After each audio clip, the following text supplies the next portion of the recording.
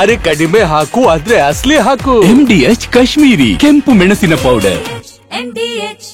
ಮಧ್ಯಾಹ್ನ 2:45ಕ್ಕೆ ಆದೇಶವನ್ನ ಕಾಯ್ದಿರಿಸಿದೆ court. Final ಆಗಿ ತೀರ್ಪು ಇವತ್ತೇ ಹೊರಬರುವಂತಹ ಸಾಧ್ಯತೆಗಳು ಕಂಡು ಬರ್ತಾ ಇದೆ. ಮಧ್ಯಾಹ್ನ 2:45ಕ್ಕೆ ಆದೇಶವನ್ನ ಕಾಯ್ದಿರಿಸಿದೆ. ಈಗಾಗಲೇ ಪ್ರಾಸಿಕ್ಯೂಷನ್ ಪರ ವಕೀಲರು ಏನ್ ಹೇಳಿದ್ರು ಅದನ್ನು ಕೂಡ ಕೋರ್ಟ್ ಗಮನಿಸಿದೆ. ಜೊತೆಗೆ ಪ್ರಜ್ವಲ್ ಪರವಾದ ವಕೀಲರು ಏನ್ ಹೇಳಿದ್ರು ಅದನ್ನು ಕೂಡ ಗಮನಿಸಿದೆ. ಜೊತೆಗೆ ಪ್ರಜ್ವಲ್ ಏನ್ ಹೇಳ್ತಾರೆ ಅದನ್ನು ಕೂಡ ಕೇಳಿದೆ ಕೋರ್ಟ್.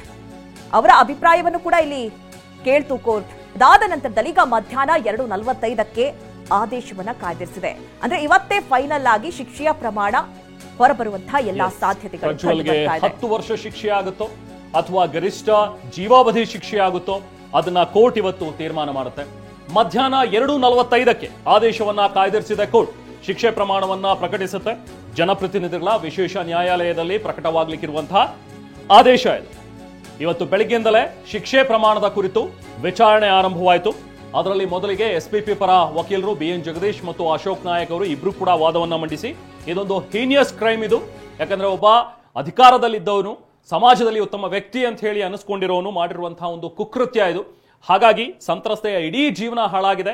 ಆಕೆ ಈ ವಿಡಿಯೋ ವೈರಲ್ ಆದಾಗ್ಲಿಂದ ಆಕೆ ಎಲ್ಲೂ ಹೊರಗಡೆ ಓಡಾಡೋದಕ್ಕೆ ಸಾಧ್ಯ ಆಗ್ತಿಲ್ಲ. ಆಕೆಯ ಜೀವನ ನರಕ ಆಗ್ಬಿಟ್ಟಿದೆ. ಇದೆಲ್ಲವನ್ನೂ ಗಮನದಲ್ಲಿಟ್ಕೊಂಡು ಈತನಿಗೆ ಗರಿಷ್ಠ ಶಿಕ್ಷೆ, ಅದು ಜೀವಾವಧಿ ಶಿಕ್ಷೆಯನ್ನ ನೀಡಿ ಒಂದು ಸಮಾಜಕ್ಕೆ ಎಕ್ಸಾಂಪಲ್ ಸೆಟ್ ಮಾಡಬೇಕು ಅನ್ನುವಂಥದ್ದನ್ನ SPPಗಳು ಇಬ್ರು ಕೂಡ ತಮ್ಮ ವಾದದಲ್ಲಿ ತಿಳಿಸಿದ್ರು. ಅದಕ್ಕೆ ಪ್ರತಿಯಾಗಿ ನಳಿನಾ ಮಾಯಗೌಡ ಅವರು ಪ್ರಜ್ವಲ್ ಪರ ವಕೀಲರು ಅವರು ವಾದವನ್ನ ಮಂಡಿಸಿದ್ರು. ಪ್ರಜ್ವಲ್ ಒಬ್ಬ ಒಳ್ಳೆಯ ವ್ಯಕ್ತಿ, ಒಳ್ಳೆಯ ರಾಜಕಾರಣಿ, ಆತ ಹಣ ಮಾಡೋದಕ್ಕೆ ಅಂತ ಬಂದವನಲ್ಲ, ಸಮಾಜಕ್ಕೆ ಕೊಡುಗೆ ಕೊಡೋದಕ್ಕೆ ಅಂತ ಬಂದಿರೋನು. ಸೊ ಹಾಗಾಗಿ ಇದೇ ಕಾರಣಕ್ಕೆ ಬರೀ ಆತ ಒಬ್ಬ ಸಂಸದ ಅಂತ ಕಾರಣಕ್ಕೆ ಅಥವಾ ಆತ ರಾಜಕಾರಣಿ ಅನ್ನೋ ಕಾರಣಕ್ಕೆ ಇಷ್ಟು ಗರಿಷ್ಠ ಶಿಕ್ಷೆ ಕೊಡೋದು ಸರಿಯಲ್ಲ. ಸಂತ್ರಸ್ತೆಗಿಂತ ಜಾಸ್ತಿ ಪ್ರಜ್ವಲ್ ರೇವಣ್ಣ ಅನುಭವಿಸ್ತಾ ಇದ್ದಾನೆ ಅನ್ನುವಂಥದ್ದನ್ನ ಅವರ ಪರ ವಕೀಲರು ವಾದವನ್ನ ಮಂಡಿಸಿದ್ರು. ಅದಾದ ನಂತರ ಈಗ ಪ್ರಜ್ವಲ್ನ ಕೇಳಿದ್ರು, ಏನು ಓದಿದಿರಿ ಅನ್ನುವಂಥದ್ದನ್ನ ಸಂತೋಷ್ ಗಜಾನನ್ ಭಟ್ ಅವರು ಕೇಳಿದ್ರು. ನೀವೇನಾದ್ರೂ ಹೇಳೋದಿದೆಯಾ ಅನ್ನುವಂಥದ್ದನ್ನ ಪ್ರಶ್ನೆ ಮಾಡಿದ್ರು. ಅದಕ್ಕೆ ಪ್ರಜ್ವಲ್ ಕೂಡ ತನ್ನ ಸಮರ್ಥನೆಯಲ್ಲಿ ಕೆಲವೊಂದಷ್ಟು ವಿಚಾರಗಳನ್ನ ಹೇಳ್ಕೊಂಡ. ನಾನು ಮಾಧ್ಯಮಗಳನ್ನು ಕೂಡ ದೋಷಿಸೋದಿಲ್ಲ, ಯಾಕಂದ್ರೆ ಅವ್ರು ನನ್ನನ್ನ ಪೂರ್ತಿಯಾಗಿ ತಿಳ್ಕೊಂಡಿಲ್ಲ ಅಂತಾರೆ ಪ್ರಜ್ವಲ್. ಮಾಧ್ಯಮದಲ್ಲಿ ಏನೇ ವರದಿ ಆಗ್ತಾ ಇದೆ ನನ್ನನ್ನು ಅರ್ಥ ಮಾಡ್ಕೊಂಡಿಲ್ಲ ಅವರು ಮಾಧ್ಯಮದವರು, ಅದಕ್ಕೆ ಹಿಂಗೆಲ್ಲ ಹೇಳ್ತಾ ಇದಾರೆ ಅನ್ನುವಂಥದ್ದನ್ನ ಪ್ರಜ್ವಲ್ ಹೇಳ್ತಾರೆ. ಜೊತೆಗೆ ನಾನು ಮೆಕ್ಯಾನಿಕಲ್ ಎಂಜಿನಿಯರಿಂಗ್ ಓದಿದ್ದೀನಿ, ನಾನು ತುಂಬಾ ಮೆರಿಟ್ ಸ್ಟೂಡೆಂಟ್ ಅನ್ನುವಂಥದ್ದನ್ನ ಹೇಳಿ, ನಾನು ಮಾಡಿದ ಒಂದೇ ತಪ್ಪೇನಂದ್ರೆ ನಾನು ರಾಜಕೀಯದಲ್ಲಿ ಬಹುಬೇಗ ಬೆಳೆದೆ, ಹಾಗಾಗಿ ಇದೇ ನನಗೆ ಇವತ್ತು ಮುಳುವಾಗಿದೆ ಅಂತ ಹೇಳಿ ಹತ್ತಿದಾನೆ ಪ್ರಜ್ವಲ್ ಈಗ ಜಡ್ಜ್ ಮುಂದೆ. ಈಗ ಜಡ್ಜ್ ಆದೇಶವನ್ನ ಕಾಯ್ದಿರಿಸಿದರೆ. ಆದೇಶ 2:45 ಅಂದ್ರೆ 2:45 ಇವತ್ತು ಆದೇಶ ಹೊರಬೀಳುತ್ತೆ. ಪ್ರಜ್ವಲ್ಗೆ ಎಷ್ಟು ಪ್ರಮಾಣದ ಶಿಕ್ಷೆಯನ್ನ ವಿಧಿಸುತ್ತೆ ಕೋರ್ಟ್ ಅನ್ನುವಂಥದ್ದನ್ನ ನೋಡ್ಬೇಕು. ಯಾಕಂದ್ರೆ ಸುಪ್ರೀಂ ಕೋರ್ಟ್ನ ಒಂದು ಉಲ್ಲೇಖವನ್ನ ಕೂಡ ಮಾಡಿದ್ರು SPP.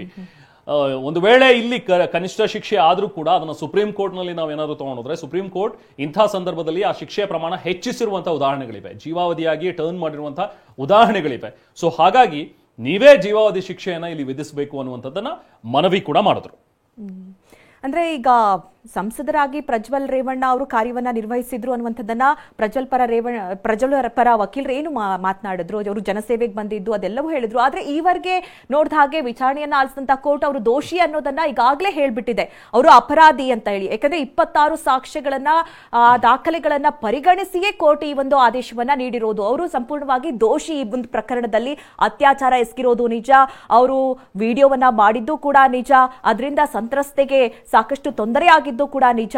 ಹೀಗಾಗಿ ಅವರು ದೋಷಿ ಅನ್ನೋದು ಈಗಾಗಲೇ ಪ್ರೂವ್ ಆಗಿದೆ. ಆದ್ರೆ ಈಗ ತಿಳಿದು ಬರಬೇಕಾಗಿರೋದು ಶಿಕ್ಷೆಯ ಪ್ರಮಾಣ. ಅಂದ್ರೆ ಈ ಒಂದು ಪ್ರಕರಣದಲ್ಲಿ ಕನಿಷ್ಠ 10 ವರ್ಷ ಅಂತೂ ಜೈಲು ಶಿಕ್ಷೆ ಆಗೇ ಆಗತ್ತೆ. ಆದ್ರೆ ಈಗ ಜೀವಾವಧಿ ಶಿಕ್ಷೆಯನ್ನ ನೀಡಬೇಕು ಅನ್ನುವಂಥದ್ದು ಪ್ರಾಸಿಕ್ಯೂಷನ್ ಪರವಾದ ವಾದ. ಅಂದ್ರೆ ಇಂತಹ ಒಂದು ಉನ್ನತ ಸ್ಥಾನದಲ್ಲಿದ್ದಂತಹ ವ್ಯಕ್ತಿ, ಒಬ್ಬ ಸಂಸದನಾಗಿ ಕಾರ್ಯವನ್ನ ನಿರ್ವಹಿಸಿದಂತಹ ವ್ಯಕ್ತಿ, ಒಬ್ಬರ ಮೇಲೆ ಹಕ್ಕು ಚಲಾಯಿಸಬೇಕಾದಂತಹ ವ್ಯಕ್ತಿ, ಚಲಾಯಿಸುವಂತಹ ಸ್ಥಾನದಲ್ಲಿರುವಂತಹ ವ್ಯಕ್ತಿ, ಒಬ್ಬ ಅನಕ್ಷರಸ್ತೆ, ಒಬ್ಬ ಮನೆ ಕೆಲಸದವಳ ಮೇಲೆ ಈ ರೀತಿಯ ಅತ್ಯಾಚಾರ ಎಸಗಿರೋದು ಖಂಡನೀಯ. ಈ ರೀತಿ ಇನ್ಮುಂದೆ ಯಾವುದೇ ರೀತಿ ಪ್ರಕರಣಗಳು ಬರಬಾರದು. ಈ ಒಂದು ಪ್ರಕರಣದ ಮುಖಾಂತರವಾಗಿ ತಕ್ಕ ಉತ್ತರವನ್ನ ನೀಡಬೇಕು ಅಂತ ಹೇಳಿ ಈಗಾಗಲೇ ವಾದವನ್ನ ಮಂಡಿಸಿದ್ದಾರೆ ಪ್ರಾಸಿಕ್ಯೂಷನ್ ಪರ ವಕೀಲರು. ಹೀಗಾಗಿ ಯಾವ ಶಿಕ್ಷೆಯ ಪ್ರಮಾಣವನ್ನ ನೀಡುತ್ತೆ, ಮಧ್ಯಾಹ್ನ 2:45ಕ್ಕೆ ಶಿಕ್ಷೆಯ ಪ್ರಮಾಣವನ್ನ ಪ್ರಕಟಿಸುವಂತಹ ಎಲ್ಲಾ ಸಾಧ್ಯತೆಗಳಿದೆ. MDH ನ ಕಿಚನ್ ಅಲ್ಲಿದ್ರೆ ನಾವು ಎಲ್ಲವನ್ನು ಮಾಡಬಹುದು. ಬೆಂಗನ್ ಕಾ ಬರ್ತಾ, ಆಲೂ ಗೋಬಿ, ಬಿಂಡಿ ಮಸಾಲಾ, ಇನ್ನೂ ಬಹಳಷ್ಟು.